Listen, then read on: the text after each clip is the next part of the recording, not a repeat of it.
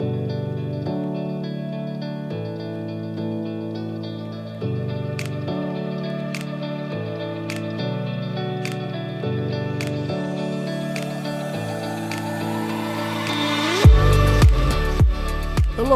and welcome to the Fight in Me podcast. I'm Dr. Willie E. Smith, Chancellor for Baton Rouge Community College. The Fight in Me podcast is about the struggles and challenges we face in life. This podcast will develop around my journey as a child, young man, young adult, where I found myself fighting for what I believed in. Raised by a single mother in a very tough environment was the only way for me to survive within my surroundings. Whenever I got knocked down, I did not quit and continued to fight. I use fighting as a metaphor of what I learned from my mother, fighting every day to be better than what I was the day before. The purpose of the Fight in Me podcast is to provide a platform for our guests to share their personal journeys and how education have helped them overcome the challenges in life as to who they are today. Today's guest is Cassiti Guidry. Cassiti is a native of Clinton, Louisiana, double majoring in nursing and social science. She served as SGA Secretary from 2020 to 2021 and Senator from 2019 to 2020, prior to becoming President. Cassiti is also a member of the National Society of Leadership and Success, NSLS, Leadership Development Academy, LDA, and Phi Theta Kappa, PTK. Join me in welcoming our SGA President and my first guest, Cassiti Guidry, to the Fight in Me podcast. Cassiti, thank you so much for joining us today and for being my first guest on the podcast. Could you tell our listening audience a little bit about yourself growing up in Clinton, Louisiana, and what it was like growing up in a small town? Yes, sir. I'd be glad to. Being a native of Clinton, Louisiana was one of the stepping stones in my life. It created a understanding of different cultures, different backgrounds, and better understanding how concepts can be built from nothing. I went to I guess you would better say it as a grade level of a F school, but I graduated with high honors from Clinton, Louisiana, of class of '09, so go Eagles. And I really loved it. I appreciated it. Being brought up in a rural area is different than living in the city now and seeing how the city changes the mind frame of some of the young kids that are out here now. Great. How did your high school journey help you to evolve into the leader you are today? I honestly had some of the best teachers I can think of, from Mr. Cleo Perry to Ms. Armstead to, it was so many people that actually touched my educational journey that helped me understand that you're gonna make it or you're gonna let go and not be anything. And we're raised out there on a different term of, either you're gonna go big or you're gonna go home. So I knew I had to do something. I knew there was something better for me and something bigger in me to be able to succeed. So it was something different, but being in Clinton, I miss Clinton. I love it, and I appreciate everything that everyone out there along my journey gave me. Great. So let's discuss your journey and what led you to BRCC. When I graduated in '09, I actually became a mother in 2010. So I was a young mother, and I saw the hardships from a different level. I saw that either I was going to make something of myself or my daughter was going to be impacted by my struggles and my journey that I chose to make when I chose to create her. So becoming a mother, like at an early age, it made me want to strive to do something, to be somebody just for her to be able to look up to. So I chose BRCC. To me, it's an easier curriculum plan to where it wasn't too subjective. It was more easier for me to be able to go to work and still be a mom, go home, take the challenges of that lifestyle. It fit into my lifestyle. It fit into my journey where I needed it to be. And it became a part of my life. So one of the things I read that you are a double major, nursing and social science.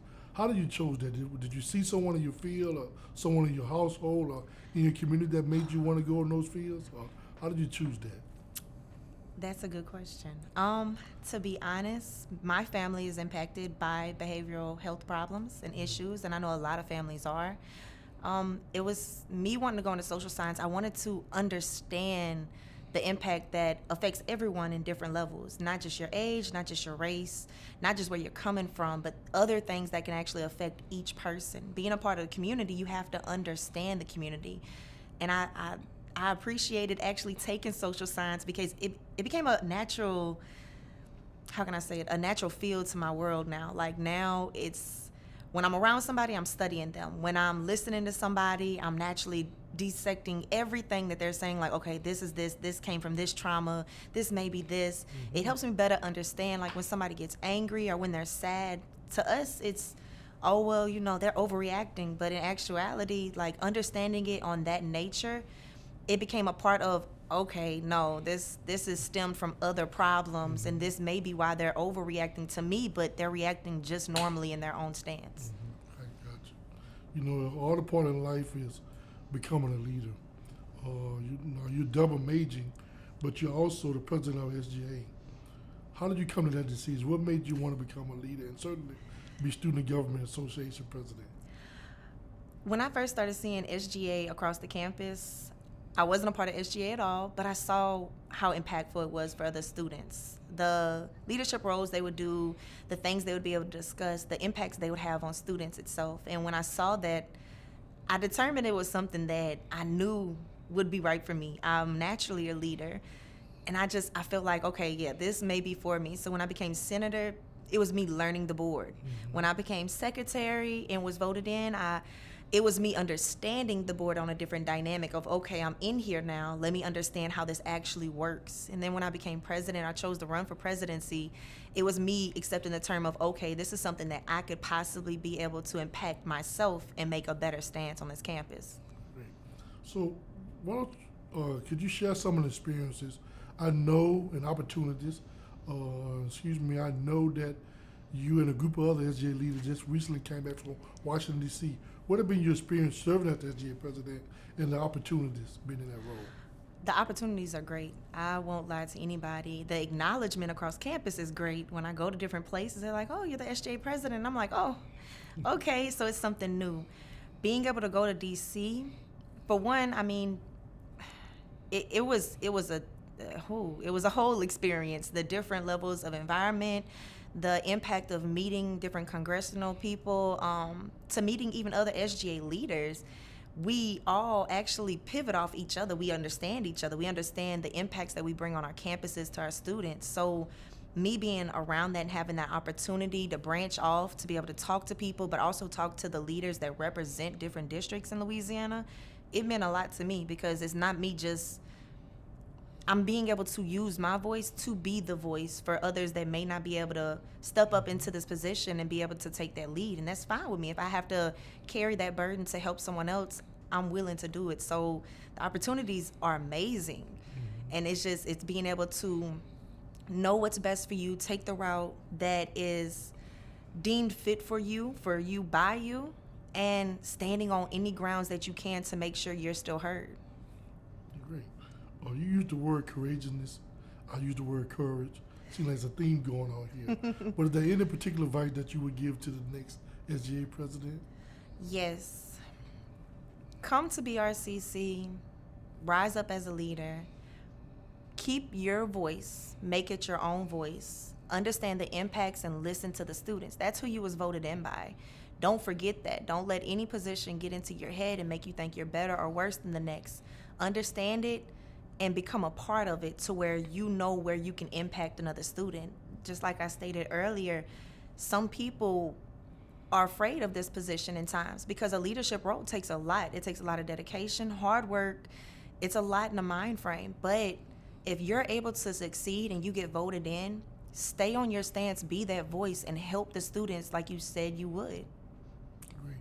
And I know you interact with a lot of students. I know a lot of students come to you about a lot of issues.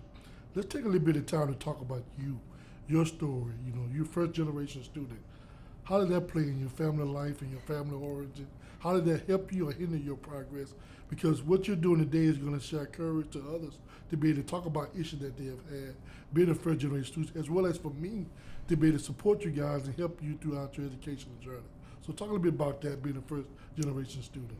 I'll talk about the struggle first and then the success. The struggle is that when you're going to college, you don't have anybody to lean back on. You don't know how to set your time frames. You don't know. You're scared of coming to campus and even talking to people. You're scared that you're just another number, and you're not. Your number counts. The reason this college, this campus is here is because you're a student. So they are here to help you, not hinder you. So one of my hardships would have been that I didn't have family to actually help lead me, to help me understand, well, this is how you do financial aid. Well, this is how you set your classes. Oh, well, don't do this. Don't put them. God, I remember one time I had a class that was 5 minutes after the other, and I was running across campus. So it was one of my hardships. One of the successes is actually being a pivotal point for my family on both sides, my mother's and my father's. It's seeing my mother proud. My grandmother passed before I could make her proud. So me being able to stand here and be like, okay, I'm gonna take on the role for my family to let my kids, their kids, even my little cousins, nieces, anybody who I can impact and let them know, like, look, we came from this, but we can become so much more. It's hard work, it's dedication, but it's worth it at the end. Powerful story. So in saying that, what keeps you inspired and motivated to continue to fight through? Oh, that's definitely my kids. Oh, yeah. I will honestly say that is my babies.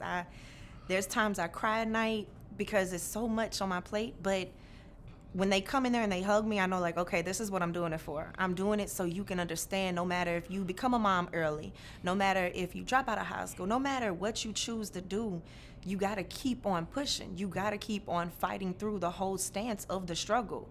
You can either let the struggle make you, or you can make the struggle your own and finish it. And so you talked a little bit about your personal stories and a few words of courageousness, the things you give back to future SGA leaders, or the encouragement word that you can give to someone who's listening, who may have a similar experience, who have grown up in Clinton, Louisiana. There's a small town, rural town. They don't think they have an opportunity, whatever. Is there any kind of encouraging word that you probably can provide to them, to share with them, that they may want to hear and listen to? Who may give up, who may be giving up on their career, just think they don't have no opportunity. Yes, sir. My biggest thing is, don't think just because you're from a small town, you can't be the biggest impact somewhere else. Even if it is a big city, a bigger state, you can cause that impact. We have to rebuild Louisiana. So you're a part of Louisiana. We understand Louisiana. When you're from the Royal and you come to the city, it's different. Culture-wise, boundary-wise, laws, like, it's a lot of difference. I would state, come to school, finish your education, follow an educational path, become something that you and your family can be proud of, and that you can set a stone for everyone else to either follow, or they can even go further than you. Be the person that passes the baton in the race. Great. Okay. So the next part of this question and answer is going to be about talking about your experiences at BRCC. Can you share with the audience some of the organizations, events, opportunities you have been part of here at BRCC? Oh, there's so many of them. Okay. I've met a lot of celebrities. I will say that. It's been wonderful. Meeting them, speaking to them. Listening to someone is different when you actually speak to them and understand everybody is human. We're all a part of human nature. So to see somebody on a different side and meet them, and they feel just as honored to meet me as I am to them, it's like, oh, okay, this is something new. The organizations, NSLS is wonderphi, Phi Theta Kappa, the LDA Leadership Academy, these opportunities, these places, these organizations can give you so many different advancements, from scholarships to meeting different people, to being able to go to different places and get your name known even more. Across the whole field of this, I feel like I've been blessed with the opportunity to actually have this role, to be a part of these different organizations and clubs. So I can't just sit there and be like, oh, I just did this. No, I've done a lot in the time I've been here. Great. And I appreciate you sharing that. Most folks does not realize the opportunity that community college provide. I'm humble and proud to be the Chancellor of BRCC, but it's people like yourself who I interact with daily who really enjoy the college life. But most important is how you help others. And we are a community college. Is there one particular moment that stand out in your time here that you want to talk about? I would say I've seen a part of being a Phi Theta Kappa member. We've given back. After Hurricane Ida, we actually did a food giveaway that we stood out there in the heat and we had cars lined up. We gave back to the community. They also give away dresses to young women who can't afford prom dresses and stuff. SGA itself that's my home. That's my little baby in a nutshell, I guess you would say. But being a part of that itself, like, it has brought so many memories to myself to where it's built me into a woman that is not just a leader, but I'm a person that I know if I can step and I can make it happen. And I appreciate that. Great. And so looking back, when your tenure ends here, when you came from a small town, Cleveland, Louisiana, up until now, I'm certainly think that you, your family, your children are very proud of your accomplishment. Is there any other advice that you probably can give to someone who just listening and saying, hey, I'm Cassiti Guidry, you're talking my life story, but have not made the leap to come enroll at the institution? Any advice you could give them? One of the things I read one time is, how can I sum it up? The same time you're sitting out there choosing not to take that leap is the same time that's going to pass you by. You would be surprised how fast 2 years can pass and you can accomplish amazing things. Sitting there and procrastinating is what's going to be the person and the thing that's going to hold you down. Don't let it hold you down. Literally take that leap. Leap of faith. Leap is the mustard seed of faith. Like, you have to be willing to take that and make it your own experience. This is, as you even stated, a community college. It is bound to help the community, and that's what it's been doing for years. So take that leap. Come join this team. Make something of yourself and change stuff in your community as you see. It's easier to be on the outside and not know what's going on in the community, but when you're actually on the inside and you can have that voice or you can make that change, come here. You may be the next doctor. You could be the next president. You don't have to go to a 4-year university to make something of yourself. This is a stepping stone for a lot of amazing people. And I think, just like you said, people don't realize it at times, but this school makes an impact in this community. Thank you. Now, as we get closer to the end, what does the future hold for Cassiti Guidry after graduating from BRCC? Oh, Lord, what does it hold? I will honestly say I won't bound myself to any perceptive idea, but I do know I'm going to do amazing things. I'm going for nursing. I'm going to go for my BSN, MSN. I'm going to try for my doctorate. I'm going to push as far as I can and still bring the realization that I came from this community college. I made my stepping stone here, being a single mother, being able to rise up and appreciate the level of education I've been able to receive. The professors are amazing here. They're realists. They talk to you and not through you. And you're not just another number. You're somebody. So to me, if I could say I could achieve the world, I would like to say I can. I have dreams that I will set stones for my kids, that they can be the next doctors, they can be the next veterinarians, they can be the next astronauts. My biggest goal is to make sure that my kids know anything you put your mind to, your mom is behind you. You can do it. I've done it, and I want to see them succeed, even if it is off of my success also. That's awesome. Any other final thoughts that you'd like to share with the audience while closing the Fighter and Me podcast? Any final thoughts that you have? Yes. Please take your journey. It's your time. Make it something. Don't be discouraged by the things that's going on. Don't be discouraged by the problems that you face on a daily. It happens. We're living humans. We're going to go through ups, downs, turnarounds, and flips. But choose to be something. Choose to become somebody. Choose you at the end of the day and make you somebody that you're proud of. Great.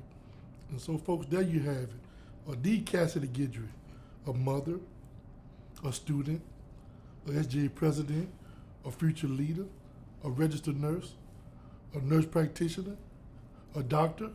So many things that Cassiti Guidry has explained to her journey here at BRCC. Thank you so much, Cassiti, for your time with us today. And we look forward to continuing to serve you and other students here at BRCC. We're proud of your accomplishment. We're proud of your achievement, but we also want to enjoy your success here. So Cassiti, thank you for your time today and joining us today for our first Fight in Me podcast. Thank you for having me.